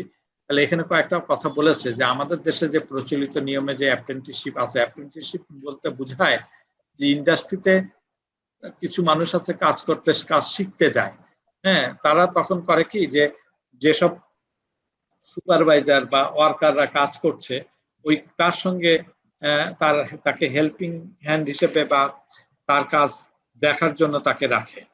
তো সে কাজ দেখতে দেখতে কাজ শেখে। আমরা যদি এমনি নর্মালি ভাবে বুঝি যে বাসে অনেক হেল্পার রাখে, সেই হেল্পার কিন্তু আস্তে আস্তে হেল্পারি করতে করতে একসময় কিন্তু সে ড্রাইভার হয়ে যায়। এই যে ড্রাইভার কিভাবে চালায় না চালায়, কেমনে কি করে না করে, সবকিছু সে দেখে দেখে দেখে শেখে। তেমনি ভাবে ইন্ডাস্ট্রিতে যেসব লোকগুলো আছে, তাদের অনেকের কাছে এরকম কিছু লোককে অ্যাপ্রেন্টিস হিসেবে নিয়োগ দেওয়া হয়, বা এখানে মৌখিকভাবে আগে অনেক সময় কাজের সুযোগ দিত, তারা ঠিক মতন সুবিধা পেত না। কিন্তু অ্যাপ্রেন্টিসশিপ অ্যাক্ট হওয়াতে তখন এই জায়গাটায় কিন্তু বাধ্যতামূলক কতগুলো কাজ হয়ে গেছে। সেখানে বলে আছে দ্য লেংথ অফ ট্রেনিং, সে কতদিন ধরে অ্যাপ্রেন্টিসশিপ ট্রেনিং গ্রহণ করবে সেটা আগের থেকে নির্ধারিত হয়ে থাকতে হবে, কোন কাজের জন্য কতদিন ধরে সে অ্যাপ্রেন্টিস হিসেবে কাজ করবে। Type and amount of related instruction, এইখানে সেখানে লিখিত শিক্ষানবিশ যেটা বলছি আমরা, শিক্ষানবিশ, হ্যাঁ, type and amount of related instruction, তাহলে কোন টাইপের এবং কত কি অ্যামাউন্টের কোন কোন ইনস্ট্রাকশন গুলো সে ফলো করবে, সেই জায়গাটার কথা বলা হচ্ছে, অর্থাৎ কখন আসবে না আসবে, কি করবে না করবে, everything. Supervision of the apprentice, অ্যাপ্রেন্টিসের কে সুপারভাইজ করার জন্য একজন লোক সুনির্দিষ্ট করা থাকবে, যে সে জানি এটা সুপারভাইজ করে যে ঠিক মতন শিখতে পারছে কি পারছে না। Appropriate ratio of apprentices to regular workers, তাহলে এখানে কিন্তু অনেক বেশি অ্যাপ্রেন্টিসে একটা জায়গায় দিলে হবে না, এটা একটা রেশিও মেনটেন করে দিতে হবে যে কয়জনের জন্য কয়জন থাকতে পারবে apprentice. Apprenticeship selection and recruitment procedure, এবং সেক্ষেত্রেও কিন্তু অ্যাপ্রেন্টিসশিপকে সিলেকশন করা এবং রিক্রুটমেন্ট করার জন্য একটা প্রসিডিওর মেনটেন করতে হবে। ইভেন তারা যে কাজ করবে তাদের কিন্তু একটা মিনিমাম স্যালারি সেট করা থাকবে, যে স্যালারি তাকে দিতে হবে। হ্যাঁ, মানে স্যালারি গ্রাজুয়ালি, প্রথমে হয়তো খালি খাওয়া দাওয়া কাপড় চোপড় দিল, তারপরে হয়তো তার পরের সপ্তাহে হয়তো তার একটা স্যালারি সামথিং অ্যামাউন্ট ধরে দিল। এভাবে গ্রাজুয়ালি কাজ যখন সে ভালো শিখে যাবে তখন আরো সুবিধা তাকে দিতে হবে। এটা অ্যাপ্রেন্টিসশিপ অ্যাক্টের মধ্যে আছে। Bangladesh technical education board act, এখানে বাংলাদেশ টেকনিক্যাল এডুকেশন বোর্ডের অ্যাক্ট তৈরি হয়েছে 2018-তে, 14 নভেম্বর এটা পাস করেছে। এখানে বলা আছে manage accreditation and control TVET. তাহলে টিভেটকে কন্ট্রোল করা বা অ্যাক্রেডিটেশন করা, ম্যানেজ করা হলো তার বোর্ডের কাজ। ডিটারমাইনিং দ্য টিভেট কোর্স, তাহলে কি কি ধরনের টিভেট কোর্স আছে, developing curriculum and preparing syllabus, তারা তার কারিকুলাম তৈরি করবে, সিলেবাস তৈরি করবে। এখানে অবশ্য সিবিএলএম কথাও এখানে অটোমেটিক্যালি আসবে। সিবিটির ক্ষেত্রে তখন সিলেবাস থাকবে না, সেটা আমাদের সিবিএলএম এ পরিণত হবে। Prepare book and learning materials according to the board curriculum, বোর্ডের কারিকুলাম অনুযায়ী তার বই তৈরি করা এবং লার্নিং ম্যাটেরিয়ালস তৈরি করার বিষয়টা আসছে। Conduct examination, assessment, determining fees, হ্যাঁ, result publishing and certification of টিবেট। টিবেটের যে সার্টিফিকেশন দেওয়া, পরীক্ষা নেওয়া, অ্যাসেসমেন্ট গ্রহণ করা, ফি নির্ধারণ করা, তারপর রেজাল্ট পাবলিশ করা এবং তাকে সার্টিফিকেট প্রদান করা, এগুলো বিটিবির কাজ মধ্যে পড়ে। Student admission in BTB accreditation, Tibet Institute organization and developing the rules and regulation for inner organization students and trainees transfer। তার মানে একই সঙ্গে বলছে যে এখানে ইনস্টিটিউট বা অর্গানাইজেশন গুলোকে যে অ্যাক্রিডিটেট করা, সেই কাজটা তারা করবে। সেন্টারকে অ্যাক্রিডিটেট করা, রুলস রেগুলেশন তৈরি করা, এবং এখানে যে স্টুডেন্ট গুলো যদি ভর্তি থেকে আরম্ভ করে এবং ট্রান্সফার করার বিষয় থাকলে সে কাজগুলো তারা করে। অনেকগুলো কাজের মধ্যে আমরা এখানে কয়েকটা কাজ তুলে ধরেছি। বিটিবিটা মূলত বিটিবির একটা প্রথম তৈরি হয়েছে 1976 সালে, তারপরে কিন্তু পরবর্তীতে 2018 সালে এটা মানে আপডেট হয়েছে, নতুন করে অ্যাপ্রুভ হয়েছে। 67 সাল হবে, অ্যাক্ট ছিল 1967 সালে, তারপরে আসছে 2018। Thank you. তাহলে আমরা পরবর্তী জায়গাটায় যাই, যে national skill development authority act. তাহলে এনএসডি এরও একটা অ্যাক্ট আছে, ন্যাশনাল স্কিল ডেভেলপমেন্ট অথরিটি, একটা অথরিটি তৈরি হয়েছে। যে অথরিটিটা তৈরি হয়েছে কবে, এটা হলো 2018 সালে এবং অক্টোবরে, 1 অক্টোবর এটা পার্লামেন্টে পাশ করা হয়েছে। এবং এই অ্যাক্টের আওতায় অনেক কর্মকাণ্ড শুরু হয়েছে। এখন রিসেন্টলি তারা তাদের নিজস্ব বিল্ডিং, পাসপোর্ট অফিসের পাশে একটা দুটা বিল্ডিং পরেই তাদের এই ন্যাশনাল স্কিল ডেভেলপমেন্ট অথরিটি, তারা ওখানে এখন অবস্থান করছে 11 এবং 12 তলায়, এবং তারা তাদের বিরাট অ্যাক্টিভিটিস তৈরি হচ্ছে। এবং সেখানেও কিন্তু এই যে তারা এই বোর্ডের যে কাজগুলো করতো ট্রেনিং সংক্রান্ত, সেই কাজগুলো এখন তাদের কাছে আস্তে আস্তে গ্রাজুয়ালি শিফট হয়ে যাবে। অর্থাৎ এই যে ট্রেনার তৈরি হচ্ছে, এরা কিন্তু অ্যাসেসর পুল অলরেডি শুরু করে দিয়েছে। হ্যাঁ, এনএসডিএ তারা কিন্তু এই যে তোমরা যদি এখন এটা কমপ্লিট করো, করে ওখানে আবেদন করতে পারবা, করার পরে ওরা কিন্তু তোমাকে পুলে অন্তর্ভুক্ত করে নিবে। তো ট্রেনার পুলও স্যার অলরেডি করেছে, আমি নিজেও করেছি ফার্স্ট ব্যাচে, আমার করা আছে, আমার ছেলেও করেছে। তো যাই হোক, তা আমরা গ্রাজুয়ালি আরো দেখবো এটা। তো সেখানে যে পলিসি গুলো আছে, কয়েকটা জিনিস এখানে জেনে রাখলাম। পেজ নাম্বার 33, পরীক্ষায় অনেক সময় যদি এসেই বসে যে অ্যাক্ট গুলো কি কি, তাহলে তার 33 নম্বর পেজ খুলে এখান থেকে 4-5টা পয়েন্ট লিখে দিব। Prepare national skill development policy, strategy and action plan. তাহলে স্কিল ডেভেলপমেন্ট পলিসি তৈরি করতে পারবে এবং তার স্ট্র্যাটেজি গুলো কি হবে সেটা জানবে, এবং তার জন্য যে অ্যাকশন প্ল্যান সেটাও তার করতে পারবে। Coordinate, monitoring. স্যার রোল আর অ্যাকশন প্ল্যান দুটো কি একই জিনিস? মানে না। এনএসডি এর যে রোলগুলা। না, অ্যাকশন প্ল্যান বলতে বোঝাচ্ছে যে প্ল্যানটা তৈরি করেছে সেই প্ল্যানের মধ্যে মেনশন করা থাকে কত তারিখের মধ্যে কোনটা সম্পন্ন করতে হবে, সুনির্দিষ্ট করা থাকে। সেই ডেট অনুযায়ী তাকে কাজটা এক্সিকিউট করা, সেই জন্য সেটা তাকে বলা হয় অ্যাকশন প্ল্যান। প্ল্যান তৈরি করলে প্ল্যানের হ্যাঁ, ডেডলাইন। প্ল্যান যদি বলে তাহলে কি এই কোশ্চেনটা লিখে দিব, এটা এখান থেকে কয়েকটা পয়েন্ট দিব? হ্যাঁ, কয়েকটা পয়েন্ট দেবো। এখানে আসলে ওই যে ন্যাশনাল স্কিল ডেভেলপমেন্ট অথরিটি মানে অ্যাক্ট গুলো কি কি, এনএসডি এর কাজগুলা, মানে এনএসডি কাজগুলা এর কাজ কি, হ্যাঁ এনএসডি এর কাজগুলো কি কি, তাহলে এইটাই তো সেটার উত্তর হবে। এইটার উত্তর এইটা হবে। ঠিক আছে, তাহলে সে বলছে তাহলে তারা পলিসি তৈরি করতে পারবে, তার স্ট্র্যাটেজি ডেভেলপ করতে পারবে এবং সেই অনুযায়ী তার অ্যাকশন প্ল্যান তৈরি করতে পারবে। Coordination, monitoring and evaluation of activities for preparing key performance indicator. মূলত তার কাজ কিন্তু এই যে 23টা মন্ত্রণালয়কে তাকে কিন্তু কোঅর্ডিনেট করা, মনিটরিং করা, যে কি তারা ট্রেনিং করাইতেছে, কি কোর্স করতেছে ইত্যাদি সব মনিটরিং, মূল কাজ কিন্তু তাদের ওইটা। কিন্তু তারা তার বাইরেও কিছু এডিশনাল কাজ তারা করতেছে, আমরা সেটা পরে দেখছি। এরপরে বলছে publish the information related to the needs of the national and international labour market forecasting report. তারা বলছে যে জাতীয়ভাবে এবং আন্তর্জাতিকভাবে যে আমাদের যে ইনফরমেশন আসছে, অর্থাৎ আমার দেখা গেল যে কতজন লোক লাগবে কোন কোন কোন এরিয়ায়, কোন অকুপেশনের, সেসব ফোরকাস্টিং করার দায়িত্ব কিন্তু এনএসডি এর, দেশে এবং বিদেশে। হ্যাঁ, কি ধরনের লোক লাগবে, কতজন লোক লাগবে, এগুলো কিন্তু ফোরকাস্টিং করার দায়িত্ব কিন্তু এনএসডি এর। Recognition of the prior learning regardless this act where applicable, মানে এর অ্যাক্টের বাইরেও আরপিএল নিয়েও সে কাজ করতে পারবে, হ্যাঁ, যেখানে প্রয়োজন হবে। Supervising and monitoring the skill related project and programme, এই যে স্কিল রিলেটেড যত প্রজেক্ট আছে, প্রোগ্রাম আছে, সেগুলোকে সে সুপারভাইজ বা মনিটরিং করবে। Perform necessary arrangement for developing quality of training, certification and mutual recognition. তাহলে এরা কোয়ালিটি ট্রেনিং গুলো দেবে, ডেভেলপ করবে এবং সার্টিফিকেশন দিবে। এই যে কথাটা আমরা বললাম যে ট্রেনিং দেওয়ার ব্যাপারটাও তারা কিন্তু আজকাল শুরু করেছে, সার্টিফিকেশন দেওয়ার ব্যবস্থা করছে, মিউচুয়াল রিকগনিশনের ব্যবস্থা করছে। অর্থাৎ তারা কিন্তু এখন ওই যে আমি বললাম যে বোর্ড যে কাজগুলো করতো, যে আরটিও মানে রেজিস্টার্ড ট্রেনিং অর্গানাইজেশন দেওয়া এবং সেন্টার দেওয়া, সেই কাজগুলো কিন্তু অলরেডি সে করছে, অলরেডি দিয়েছে বেশ কিছু। যেমন আমাদের আইআইএসটি কিন্তু একটা আরটিও, আমাদের বোর্ডেরও যেমন আরটিও তেমনি ভাবে এনএসডি এর আরটিও।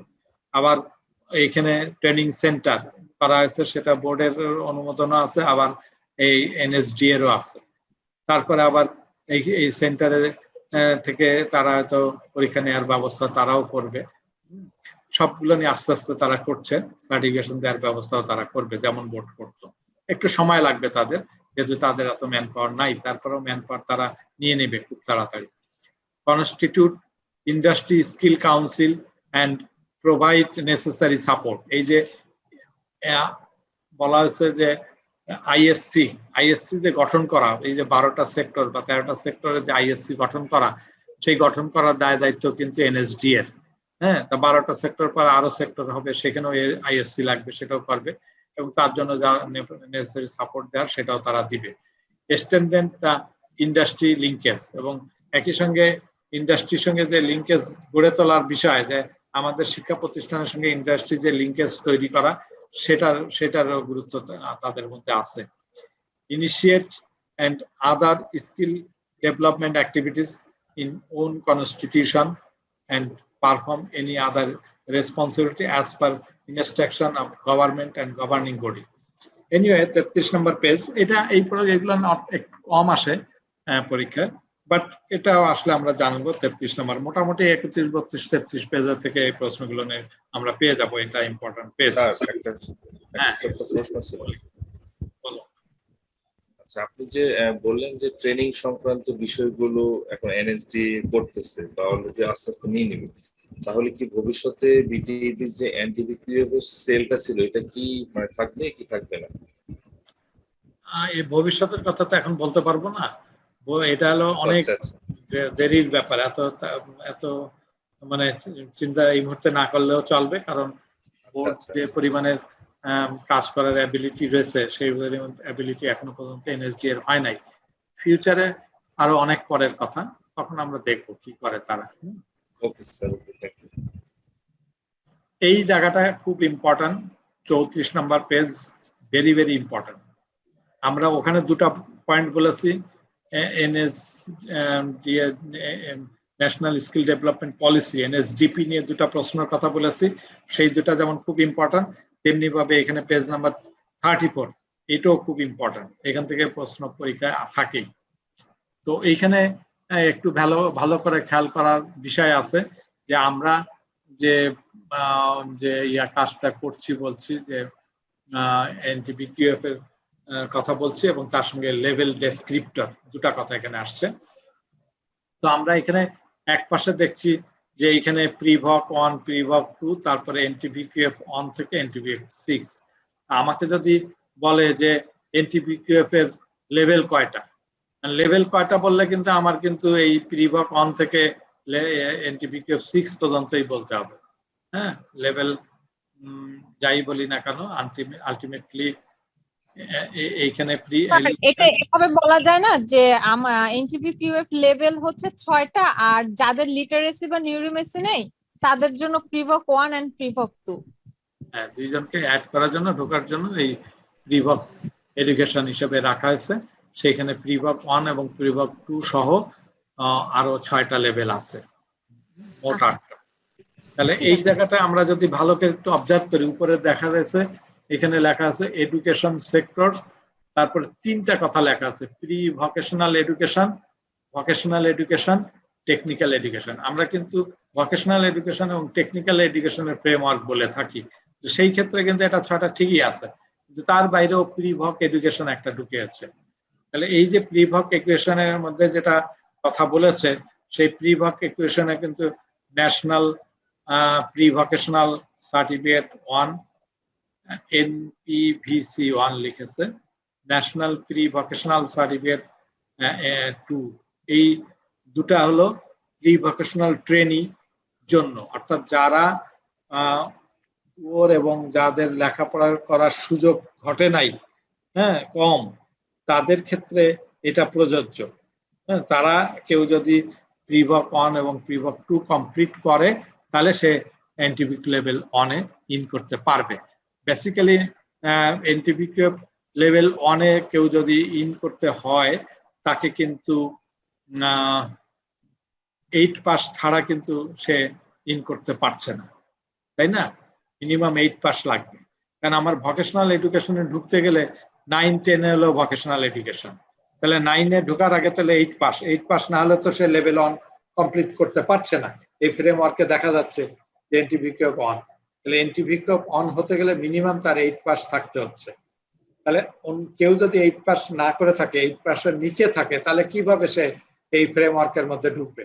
তাদের জন্য এই সুযোগ রেখেছে যে সে প্রিভক 1 এবং প্রিভক 2 এটা সম্পন্ন করে তারপরে এখানে আসবে। একসময় হয়তো প্রিভক 1, প্রিভক 2 উঠে যেতে পারে, সেটা আরো বহুত দেরির কথা, সেটা আমরা এখনো বুঝবো না। যদি আমাদের দেশের সবার মধ্যে এই 6 মানে এই পাস ব্যবস্থাটা এনশিওর হয়, তখন হয়তো আর এই বিষয়টা লাগবে না।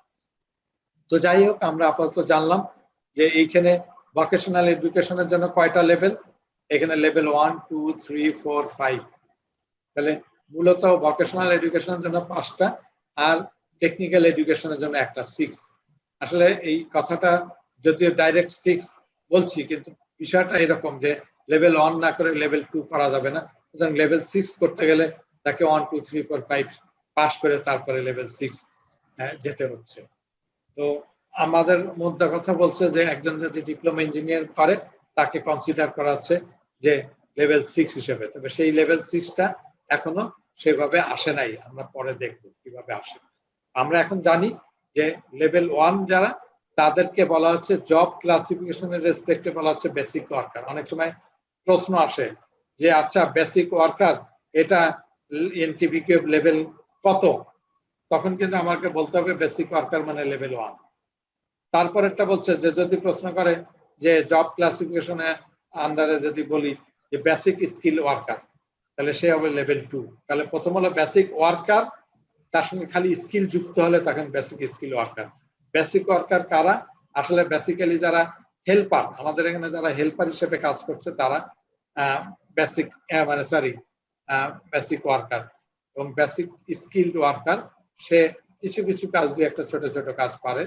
তারপরে সেমি স্কিলড ওয়ার্কার লেভেল 3। তারপরে স্কিলড ওয়ার্কার। স্কিলড ওয়ার্কার বলতে একেবারে ফুললি দক্ষ এবং তাকে কিন্তু কারো সাহায্য ছাড়াই যে কোনো কাজ করা, যে কোনো সিদ্ধান্ত নেওয়ার ক্যাপাসিটি তার আছে, সেটা হলো লেভেল 4। বেসিক্যালি আমরা যদি একটা, এই জন্য কিন্তু আমাদের যে মেথডোলজি বলছে সেই মেথডোলজির এনটিভিকিউ মেথডোলজি লেভেল 4 বলছে। কেন বলছে? যে টিচার যদি এই কোর্সটা কমপ্লিট করে তাহলে তাকে সে একজন স্কিল ওয়ার্কারের মতন কাজ করার অ্যাবিলিটি থাকে, তার সম্পূর্ণ দক্ষতা আছে, সে দক্ষ একজন কর্মী। শুনতে একটু অড লাগলো কথাটা এরকমই, যে সেই শিক্ষক দক্ষ কর্মী যে মানে সুন্দরভাবে ক্লাস নিতে পারে, করতে পারে কারো সাহায্য ছাড়াই। এরপরে যেটা স্যার আমার একটা কোশ্চেন ছিল স্যার। Hello sir. বলো। স্যার আমরা যে ট্রেনিংটা করতেছি এখন স্যার, এইটা কি স্যার লেভেল 4? এই যে আমরা যে ছকটা দেখতেছি স্যার, এটার আন্ডারে কি স্যার এই লেভেল 4 আর এই যে এখানে যে লেভেল 4 আছে স্যার সেম লেভেল 4? আবার তো ক্যাটাগরিজ লেভেল 4 করতেছে, আর এখানে তো এনটিভিকিউ এটা কিন্তু লেভেল 4 আর স্কিল লেভেল 4 ডিফারেন্ট ব্যাপার। স্কিলের ক্ষেত্রে লেভেল 4 কিন্তু তার ইকুইভ্যালেন্সি আনার চেষ্টা করছে, যে সমতুল্য। হ্যাঁ, সেটা স্কিল লেভেলের সঙ্গে সমতুল্য করেছে, বাট স্কিল লেভেল 4 আর pedagogy level 4 is not the same. বোঝা গেছে কি কথা? আমরা অনেকে মনে করি স্যার এটা অনেকটাই সেম, বাট সেম হয় কারণ এটা স্কিল পার্ট। স্কিল লেভেল 4 করতে গেলে তাকে কিন্তু, যেমন আমরা নিশ্চয়ই এখানে মিনিমাম স্কিল লেভেল 1 কমপ্লিট করে কিন্তু এই প্যাডাগজি 4 এ আসতে হয়েছে, তাই না? তাহলে ওই স্কিল লেভেল, সেটা যেমন কম্পিউটার অপারেশনের উপরে যদি হয় অথবা ওয়েব পেজ ডেভেলপমেন্টের বিষয়ে, সেখানে তো লেভেল 2 হবে। তারপরে অন্য অন্য কোর্স যেটা আছে যারা করে আসছে, বাংলাদেশে ট্যুরিজম এন্ড হসপিটালিটি সেক্টর যে কুকিং এর উপর স্যার লেভেল 1 এবং লেভেল 2 পর্যন্ত সর্বোচ্চ, বাট লেভেল 2 এখন আসে। লেভেল 2 থেকে তাদের শুরু হয়েছে, এটা লেভেল 2। এনিওয়ে আমরা এইটা বুঝি যে আমরা এই 6টা লেভেলের, কেউ যদি পরীক্ষায় আসে যদি বলে স্কিল ওয়ার্কার কোন লেভেলের, তখন বলতে হবে লেভেল 4। হ্যাঁ, এটা কিন্তু ভেরি ভেরি ইম্পর্টেন্ট। আবারও বলছি, হ্যাঁ, এনটিভিকিউ লেভেল 6টা, তার সঙ্গে 2টা প্রিভক 2 এটাও থাকবে। আর যদি কেউ উল্টা জিজ্ঞাসা করে যে সেমি স্কিল ওয়ার্কার কোন লেভেল, তখন আমাকে বলতে হবে লেভেল 3। তখন খুব ভালো করে খেয়াল করি, basic worker, basic skill worker, semi skill worker, then skill worker, highly skill worker আর সুপারভাইজার, লাস্টে হলো 6 নম্বরে যেটা mid level manager oblique sub assistant engineer. ঠিক আছে, এটা আমরা এখানে নিয়ে আসছি। এনিওয়ে আমরা এই জায়গাটাই রাখি, সামনে আমরা আগাই। এখানে যদি কোনো প্রশ্ন থাকে কেউ প্রশ্ন করতে পারে, না থাকলে আমরা সামনে আগাবো। না স্যার, বুঝতে পেরেছি। আচ্ছা, স্যার এই ছকটা কি মানে ছকটার উপরে এমনি মানে ছকটা লিখতে হবে এরকম কোন কোশ্চেন কি আসে? না, ছকটা লিখতে আসে না। না, ছকটা লিখতে নরমালি আসে না, পরীক্ষায় বেশিরভাগই আসে যেমন এরকম যে skill level worker, job classification হিসেবে স্কিল লেভেল ওয়ার্কার, অথবা এমনি জিজ্ঞাসা করে স্কিল লেভেল ওয়ার্কার কোন লেভেলে, এনটিভিকিউ এর লেভেল কত, তখন আমরা বলবো এনটিভিকিউ লেভেল 4। লেভেল 4, হ্যাঁ, এটুকু লিখলেই হবে। হ্যাঁ, আর একটা প্রশ্ন আসে যে এই যে মানে গরিব এবং যারা কম লেখাপড়া জানালা, তারা কিভাবে আমাদের এই ইয়ার মধ্যে আসবে, মানে এনটিভিকিউ ফ্রেমওয়ার্কের মধ্যে, তখন তাকে বলতে হবে যে প্রিভক 1 এবং প্রিভক 2 করে আসতে হবে। অথবা উল্টা প্রশ্ন আসে যে প্রিভক 1 এবং প্রিভক 2 কাদের জন্য, তখন আবার ওইভাবে বলতে হবে যে কম লেখাপড়া এবং অর্থনৈতিকভাবে দুর্বল তাদের জন্য এই কোর্স সম্পন্ন করে তারা লেভেল 1 এ আসতে পারে। সো এইভাবে প্রশ্নগুলো আসে। ক্লিয়ার হয়েছে কথাটা? Page number 34, very very important. ওখানে দুটা দেখে আসছে আগে ইম্পর্টেন্ট, এখানে একটা, এটা কিন্তু পরীক্ষা 3টা। এটাও মোটামুটি ইম্পর্টেন্ট। আরপিএল বলতে কি বোঝায়? RPL means recognition of prior learning. It is a process of awarding credits for competencies achieved outside of formal accredited learning. তাহলে formal accredited learning, formal course, তাহলে formal course বলতে আমরা বুঝাই যে নরমালি যেভাবে এই ইনস্টিটিউশনে ট্রেনিং গ্রহণ করে সার্টিফিকেশন পায় সেটা হলো ফর্মাল। হ্যাঁ, আমরা ফর্মাল, ইনফর্মাল এবং নন ফর্মাল নিয়ে একটু পরে কথা আরেক জায়গায় হয়তো বলবো। আপাতত বুঝি যে ফর্মাল কোর্স হলো কোনটা, যেটা হলো আমাদের শিক্ষা। আচ্ছা, আমরা কি বুঝি ফর্মাল, নন ফর্মাল এবং ইনফর্মাল কোর্স কোনটাকে বলে? না বুঝলে কোনো সমস্যা নাই, ফর্মালটা তো বুঝি। ফর্মাল হলো, ফর্মালটা বুঝি মানে নরমাল স্কুল, হ্যাঁ শিক্ষা প্রতিষ্ঠান যেগুলো আছে যেখানে কোর্স ডিজাইন করা আছে, যেখানে নির্ধারিত সময় ভর্তি হয় এবং নির্ধারিত সময় পরীক্ষা হয়, পরীক্ষা দিয়ে সার্টিফিকেশন পাওয়া যায়, সেটা আমাদের ফর্মাল এডুকেশন। কিন্তু যেখানে বলা হচ্ছে যে কিছু কিছু মানুষ তারা কিন্তু এই সুযোগটা পায় না, যেমন বললাম যে তারা অর্থনৈতিক সংকটের কারণের জন্য তারা হয়তো পড়াশোনা করতে পারে নাই, তারা ইন্ডাস্ট্রিতে এই কোনো রকমের ভাবে হেল্পার হিসেবে ঢোকে এবং সেখান থেকে ঢুকে ঢুকে অনেক অভিজ্ঞ হয়ে যায় কাজ করায়। এই যে অভিজ্ঞ হয়ে যায়, সে তাকে যদি আমরা সার্টিফিকেশন দেওয়ার ব্যবস্থা করতে পারি তাহলে তারা উপকৃত হয়। হ্যাঁ, হতে পারে যে অনেক সময় 8 পাস করে 10 পাস করেও সে স্কিল ওয়ার্কার তৈরি হয়ে গেছে ওই হেল্পার হিসেবে ঢুকে, বা কোনো না কোনো ভাবে ট্রেনিং গ্রহণ করছে।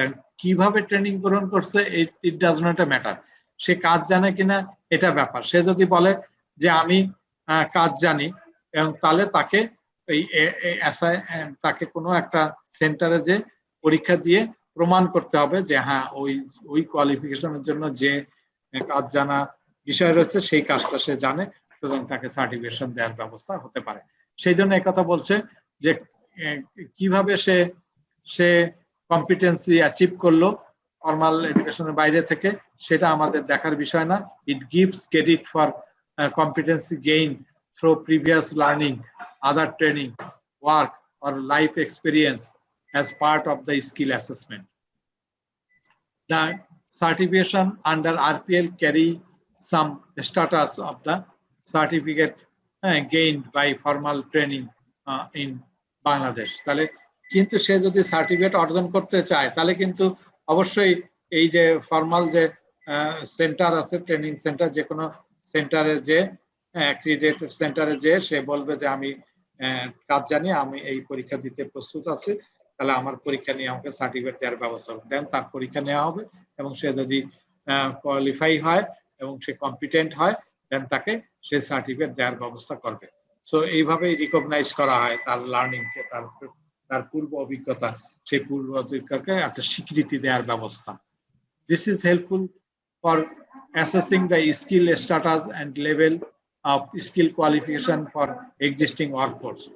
Through this recognition certification, nation can calculate the skills and productivity of the workforce, and individual certified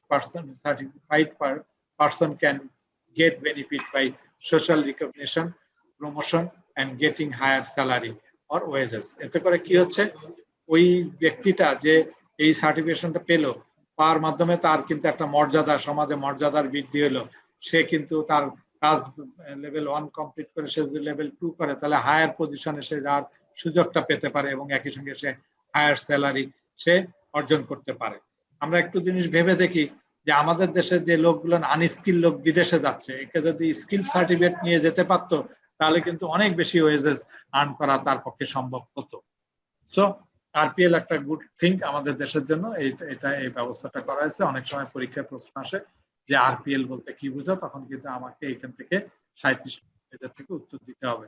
তাহলে আমরা দেখলাম 3টা জায়গা থেকে কিন্তু প্রশ্ন উত্তর, একটা হলো ন্যাশনাল স্কিল ডেভেলপমেন্ট পলিসি থেকে 2টা প্রশ্ন, একটা দেখেছি ফ্রেমওয়ার্কের থেকে, আরেকটা হলো আরপিএল। সুতরাং আমরা এটা দেখলাম।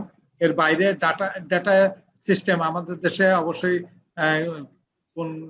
কোন ধরনের অকুপেশনের জন্য কত ধরনের লোক দরকার, কতজন পাস করেছে কি না করেছে, এর সম্বন্ধে ডাটা সংগ্রহ করার একটা ব্যবস্থা আছে। পলিসি যেহেতু বলেছে সুতরাং এই কথা এখানেও আছে, এটা ইম্পর্টেন্স ওভাবে দিচ্ছি না। এরপরে ফর্মাল ট্রেডিশনাল ট্রেনিং টিবেট course in Bangladesh, formal NTBQF course কি, sector wise approved occupations and competency standard, সেই সেক্টর গুলোর নাম এখানে আসছে, agro food, tourism, information technology, ceramic sector, leather and leather goods, হ্যাঁ, লাইট ইঞ্জিনিয়ারিং, তারপরে transport equipment sector, pharmaceutical sector, informal sector, furniture sector, RMG and textile sector, construction sector, jute sector, sector not yet formally constituted, jute sector এখনো তৈরি হয় না, হচ্ছে। তাহলে এই যে 12টা সেক্টর, এই 12টা সেক্টর নিয়ে আমরা 12টা সেক্টরের নাম জানলাম।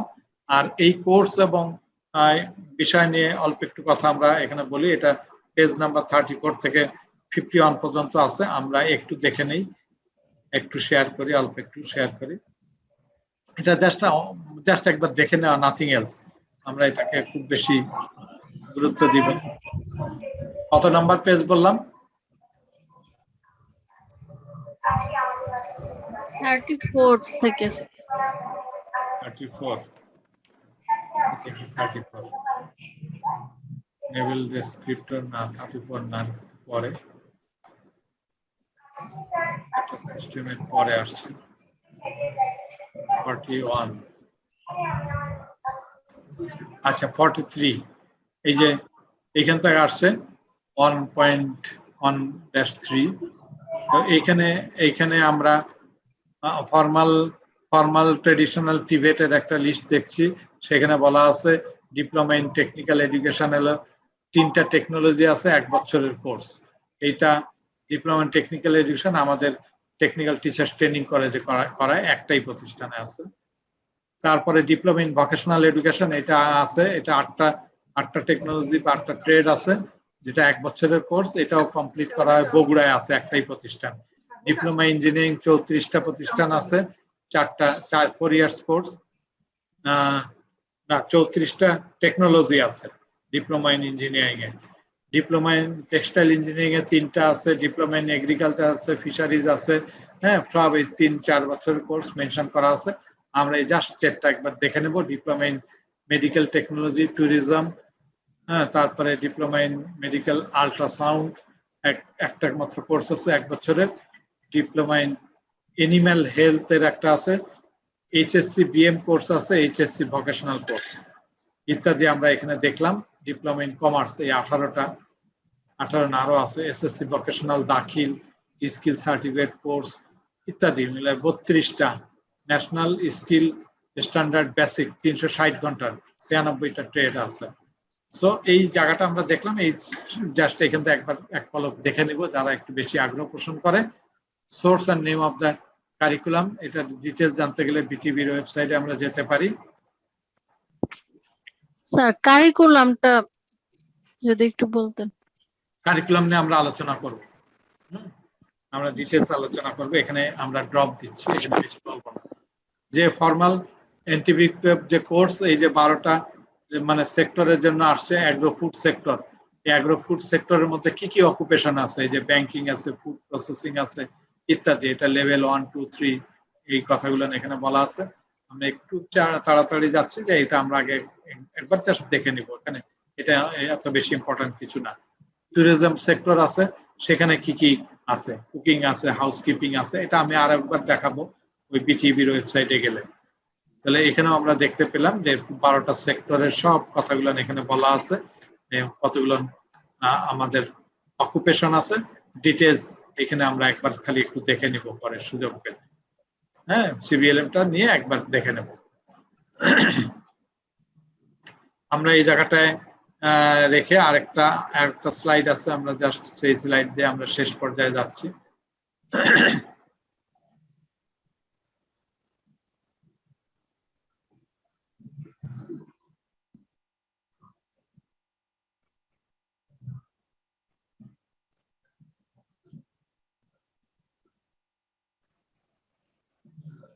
এই যে এটা একটা সুন্দর চ্যাপ্টার, এটা একটু 53 নাম্বার পেজ, এটা একটু মার্ক করে রাখি।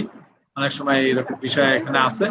সেখানে বলছে যে ট্রেনার, অ্যাসেসর, ইমপ্লিমেন্টার্স এদের কোয়ালিফিকেশন, কাদের কাদের ট্রেনারের কি কোয়ালিফিকেশন লাগবে, অ্যাসেসরের কি লাগবে, ইমপ্লিমেন্টার্স এর কি লাগবে। ট্রেনার মানে আমরা যারা ট্রেনিং দিচ্ছি, এই যে কোর্সটা সম্পন্ন করছি, সেই ক্ষেত্রে বলা আছে যে ট্রেনার মাস্ট বি, যে ডান দিকে লেখা আছে, trainer must be certified in CBT and A methodology level 4 in 12 unit of competency. 12টা ইউনিট অফ কম্পিটেন্সির উপরে হ্যাঁ সে লেভেল 4 মেথোডোলজি সেটার সার্টিফাইড হতে হবে। ট্রেনার হতে গেলে এটা তাকে হতেই হবে। ইন এডিশন অফ দ্যাট তাকে আরেকটা জিনিস করা থাকতে হবে, মিনিমাম একটা স্কিল লেভেল তার কমপ্লিট করা থাকতে হবে। তাহলে একটা স্কিল লেভেল তার সম্পন্ন করা থাকতে হবে এবং তার সঙ্গে এটা থাকতে হবে। যদি আমরা একটা স্কিল বলছি, কিন্তু যদি সে কেউ ট্রেনিং দিতে চায়, সেটার আসল মানে ধরি আমি লেভেল 1 এর জন্য ট্রেনিং করাবো, তাহলে কি আমি লেভেল 1 স্কিল সার্টিফিকেট হইলেই কি আমি ট্রেনিং করাইতে পারবো? এখানে আপত্তি আছে, এই যে এখানে বলেছে trainers must be certified in on higher NTBQF skills level qualification. তার মানে কেউ যদি লেভেল 1 এর ট্রেনিং প্রদান করতে হয়, তাকে মিনিমাম লেভেল 2 সার্টিফিকেট অর্জন করতে হবে। হ্যাঁ, আদারওয়াইজ সে ট্রেনিং করাইতে পারবে না লেভেল 1 এর জন্য। কেউ যদি লেভেল 2 ট্রেনিং করাইতে চায়, তাহলে তাকে লেভেল 3 সার্টিফিকেট অর্জন করতে হবে। এবং তাকে আসলে খালি একটা সার্টিফিকেট পাইলে হবে না, তার সঙ্গে তার এই সার্টিফিকেটটাও লাগবে। সেটা কি? CBTA A methodology in level 4 in 12 unit of competency. তাহলে একজন ট্রেনারকে অবশ্যই একটা লেভেল হায়ার এবং তার সঙ্গে এই 12টা ইউনিট অফ কম্পিটেন্সি কমপ্লিট করা থাকতে হবে। সেও তাহলে লেভেল 4 হবে। যদি সে লেভেল 5 হতে চায়, তাহলে তাকে 4 এর পরে আরো 8টা মানে মোট 20টা ইউনিট অফ কম্পিটেন্সি তার কমপ্লিট করতে হবে, with option of taking on elective subject.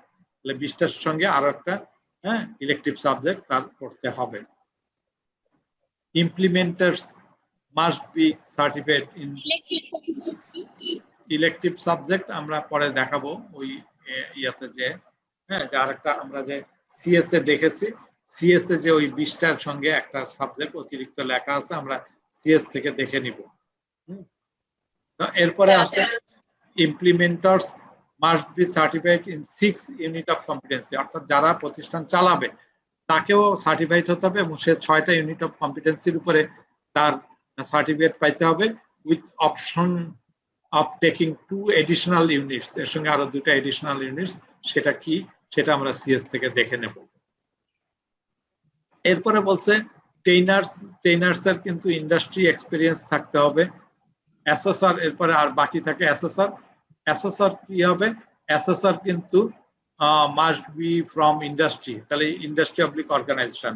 একজন অ্যাসেসর কিন্তু ইনস্টিটিউট থেকে আসবে না, সে নর্মালি ইন্ডাস্ট্রি থেকে অথবা অর্গানাইজেশন থেকে আসবে, এই কথাটা বলা আছে।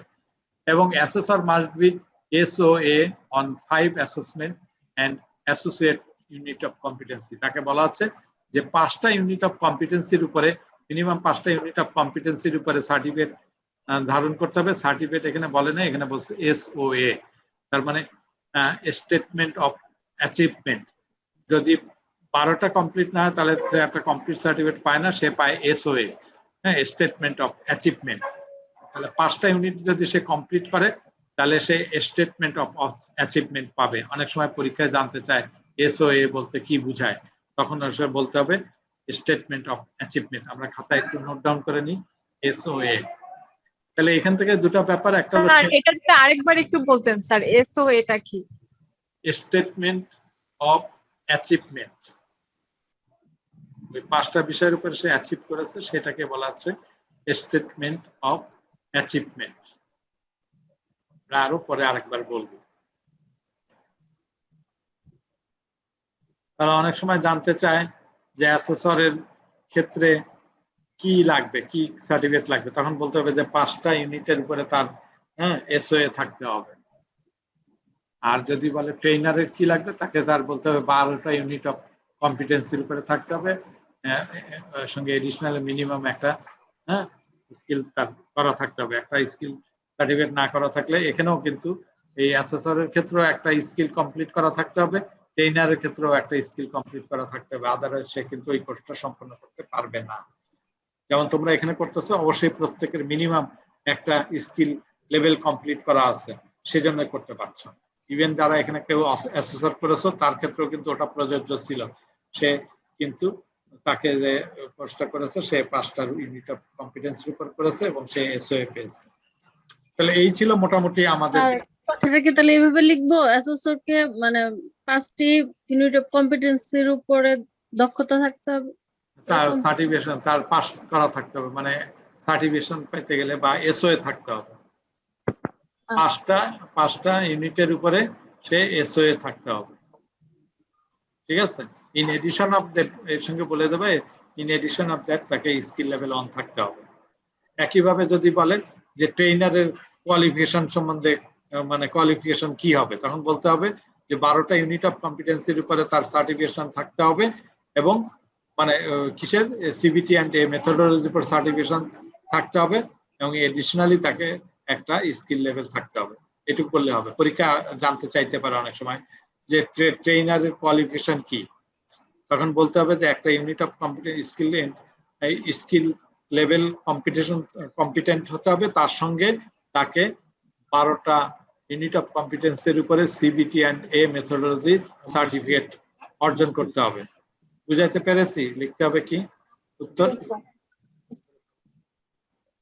যদি বলে অ্যাসেসরের ক্ষেত্রে কি, তখনও একই কথা আসবে যে 5টা ইউনিট অফ কম্পিটেন্সি ইউএসসি, সংক্ষেপে ইউএসসি উপরে এসওএ থাকতে হবে, তার সঙ্গে একটা স্কিল লেভেল সম্পন্ন করা থাকতে হবে।